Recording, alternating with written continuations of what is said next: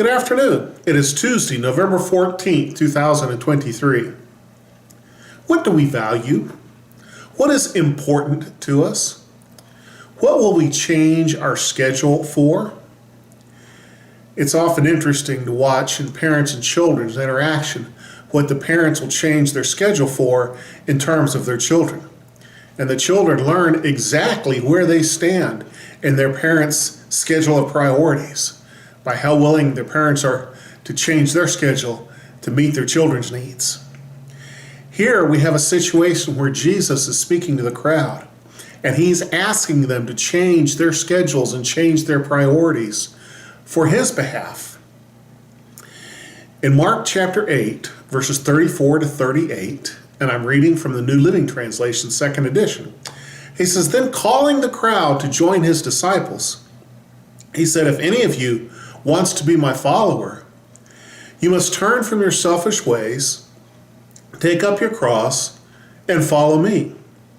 If you try to hang on to your life, you'll lose it. But if you give up your life for my sake and for the sake of the good news, you will save it. And what do you benefit if you gain the whole world but lose your own soul? Is anything worth more than your soul?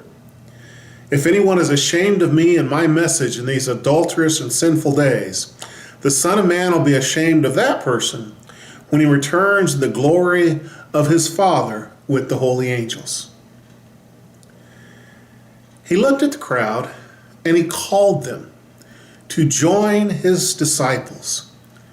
Just like he asked Peter and John to leave their nets, he asked Andrew and James to leave their fishing and come follow him. He asked Matthew to leave his tax collector's table. And now he's asking the crowd. He said, "You come follow me." He said, what that entails is you have to turn from your selfish ways. In other words, recognize that some of the decisions you make are pretty selfish. Turn from those selfish ways. Recognize you're not the center of the universe. And take up your cross. Now to him, the cross was not a piece of jewelry he wore on a necklace or his earrings. The cross was an element of execution. And that's the way they saw it. It was cruel, it was horrible, it was barbaric. And he said, "You take up your cross and you come follow me." Now this is before he was crucified. So they weren't real sure what he was saying to them. But they recognized that it was a life-changing decision. You pick up your cross and you follow me. In other words, you go where I'm going, you do what I'm saying, and you follow after me. He says, if you hang on to your life, you'll lose it. What you ought to do instead is give it to God, who will protect it. It's amazing how so many of the things we have, we think we can hang on to if we just hang on tight enough. But what really happens is so many things we need to share and entrust with others and watch God multiply it. He says, if you give your life to God and for the sake of the good news, for the sake of the gospel, you will save it.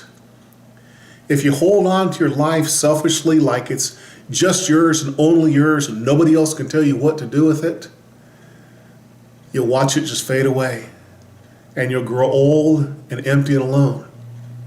But if you take your life and you give it away and you invest it in the lives of others, you'll see God take your life and multiply it and multiply your efforts and take care of you.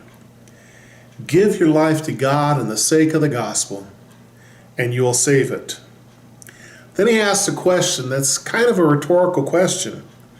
If you get everything you want in life, if you gain the whole world, if you reach all of your goals and get everything you want, but lose your soul, you realize that at the end, your soul was more important, and you'll have regrets. He challenges them, don't be ashamed of Jesus in this sinful and perverse generation. Boldly stand for Jesus now Because if you are ashamed of Jesus now, he'll be ashamed of you when he comes back with his angels. But if you boldly stand for Jesus now, he will come and gladly greet you when he returns. Jesus wants us thinking about the future, wants us thinking about what's going to happen when he returns, wants us thinking about what our life's going to be like down the road. Is it going to be a life we've selfishly held on to for our own, to suit our own needs and meet our own purposes? Or is our life one that's been giving and sharing and telling and boldly sharing the gospel of Jesus Christ, investing in the lives of others? What about your life? Is your life yours to hoard or yours to give away and invest in the work of Jesus?